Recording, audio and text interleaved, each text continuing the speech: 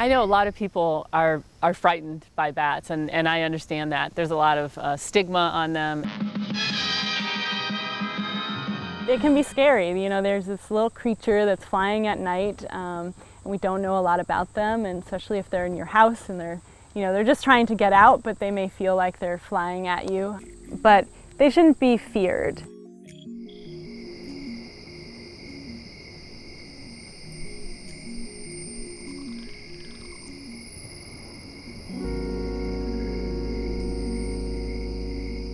They're a very important species for our ecosystem. You know, they eat thousands of insects each night, and some of those insects are pest insects.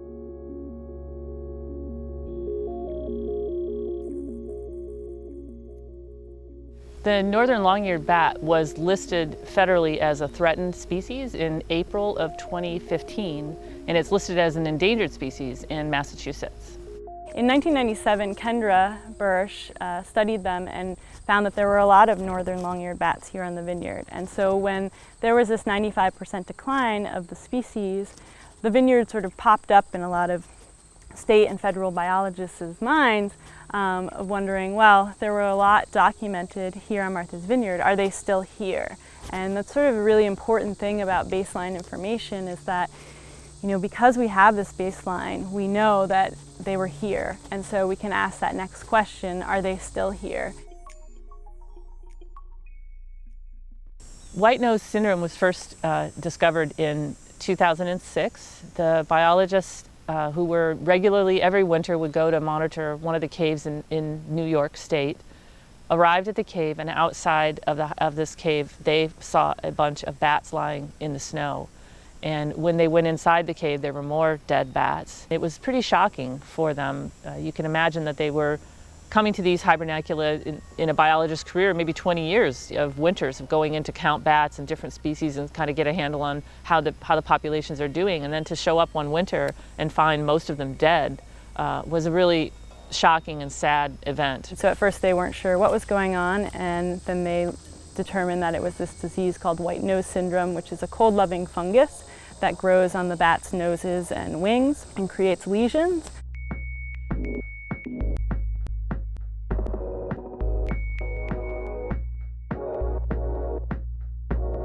Pseudogymnoascus destructans is the name of the fungus that causes white nose syndrome. It's for shorthand, everybody refers to as PD. And it's beginning to spread throughout the Northeast and South as well. That PD fungus thrives at 55 to 60 degrees with really high humidity, which is actually the exact conditions that a lot of bats want to spend the winter at, hibernating. And it's transmitted by bat-to-bat contact because the bats in these hibernacula sort of snuggle up close to one another when they go into their torpor for the winter. And it was waking the bats up during hibernation. And then once they were awake, it was winter and there was no bugs or insects for them to eat. Northern long-eared bats, before white nose syndrome, were probably the most numerous bat species in the Northeast. Their range extends about to the Midwest, and they go up as far as Newfoundland. Having numbered in the millions, we're down to probably just a few hundred northern long-ears left. One of the unique features about these bats and a lot of the smaller bat species is that they can live a very long time. The range is anywhere from 18 to 35 years or so, which is incredible. The distinctive feature of a northern long-eared bat would be only if you could see it up closer in the hand. If you fold their ears forward, they extend well beyond their nose. And their tragus, which is a piece of cartilage that's inside the ear, looks like a very tall, pointy triangle. Northern long-ears love a cluttered forest, much like the one I'm sitting in. They like a lot of stuff in the understory, and they're cruising around in the understory, and they're sending out echolocation bursts. And when that bounces back off of what's a potential prey item, they change the frequency of those bursts, and it becomes what's called a feeding buzz. People often think that bats are just out there scooping up insects with their mouth, but what they're really doing is hitting the insect with their wing and tossing it into their tail membrane. And then that membrane, they flip it up towards their mouth and toss the insect into their mouth. Northern long-eared bats and their cousins, the little brown bats, and several other species, when they're ready to have their pups, they actually gather in what's called a maternity colony. Our focus this summer has been on learning as much as we can about the maternity roosts and the needs of these female bats that are raising pups on Martha's Vineyard, because these bats only have one pup a year, so it's really important that that pup survives when we have so few of these bats left. There's not a lot of information about the bat. It was just listed as threatened on the endangered species list, so to better protect it and keep it from going extinct, we need to know more about that bat. There have been several researchers out trying to locate maternity colonies in the Northeast this year. In places where people have been setting nets and catching bats in the summertime, they are no longer catching this species, whereas we are. The only maternity colonies that I know of are the 3 that we located on Martha's Vineyard and one in the Cape Cod area. We aren't certain why Martha's Vineyard still has breeding northern long-eared bats when no one else seems to have them in our area. We thought that there would just be one maternity colony tree that they would use until the pups are ready to fly. But actually they can move their pups from roost to roost. On average, our females moved every 2.5 to 3.5 days. So we've been catching them in mist nets and attaching a tiny radio transmitter to them, and it's called a nano tag, and then we've been able to track them to where they were resting with their pups every day. We put up what's called a mist net. We set poles and we extend a very fine mesh net, much like a hairnet, but actually even softer than that. Bats have echolocation, so they can see as much as a piece of thread. But we're hoping to catch them off guard, so when they're just sort of on autopilot flying to their pond to get a drink of water.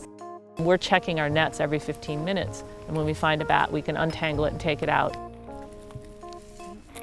Sounds like oh, and I think it's a male. Maybe, yeah, it might be our first male. Maybe a juvie. Yeah. Flip him and keep him away from the net. Good. Yeah. If you can. Okay. So, yeah, this guy left a hole in the net. Sure that they're. And then we take measurements on them, so their forearm length. We look at their wings. We weigh them. 24.2. Take the hand out of here. I'm sort of pinching right behind the head and then holding the wing to it, just like that. We're looking at their wings to see if there's any damage. Bats actually can shed the fungus during the summer, so it's hard to determine whether they actually have white nose syndrome or have been affected by it. We put a small little band on one of their arm bones that works almost like a bracelet for them, and it has a specific number that says that bat has a number, and if anyone were to find it or recapture it somewhere else, our records would show where it was first captured. You can see the tragus here is actually not as pointy as a... We need to get the key out. You have the laminated key. Little brown hair, glossy. Little brown hair, black. We're able to identify it to species. Oh no, it's a female.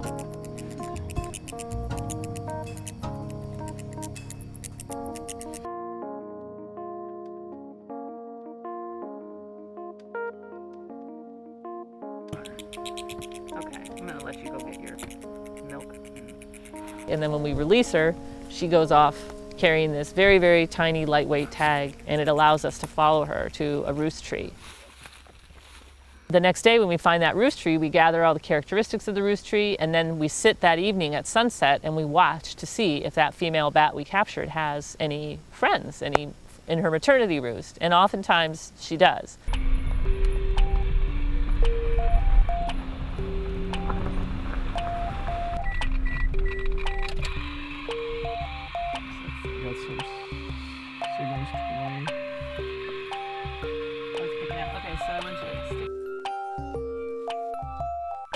So after we've tagged a bat at night, the next day we come out in the morning and we turn on our receiver in that area and we listen for the signal of the nano tag.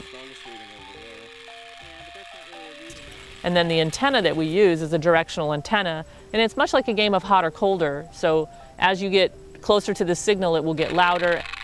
So we're gonna go further. It'll actually tell us which frequency it's picking up. And based on that frequency, we're able to determine which tagged bat it is. So the roost trees are off this way, the past roost trees. Just looking into the anomaly of why the populations are doing so well on Martha's Vineyard has been fascinating. We really are at the cutting edge of some sort of discovery here. We're just going to go into these. They're fascinating creatures, and as we dig deeper, it's cool to learn more and more about their habitat, their characteristics, their behavior. So the bat we were tracking was roosting in this tree here yesterday, and Sam came at dusk, at sunset, and waited for her to emerge. Fortunately, I did have one bat come out that I was able to identify with this. I saw it, I mean, probably a foot or two in front of my face, and I could see it pretty clearly against the sky as a backdrop. He saw her come out of this hole right here. You can see there's a lot of trees in this area, but she was interested in one that had a cavity that she could get up in and be safe from predators. Sam's not getting a signal here, right? We're working with a species that is very threatened in any way possible that we can not only just help to preserve, but also to educate the public. It's a very gratifying experience. If you have a bat roost at your house, you don't have to be frightened by that, especially if they're under your trim board. They don't gnaw and chew their way into things. They're just looking for a little crevice, and they're going to eat insects around your house. If they do get in your house, all you have to do is just open up all the windows, close the door, and it'll find its way out. All it wants to do is get out of your house as well. They are this very important species that's part of our ecosystem, and they're in decline, so every little bat counts.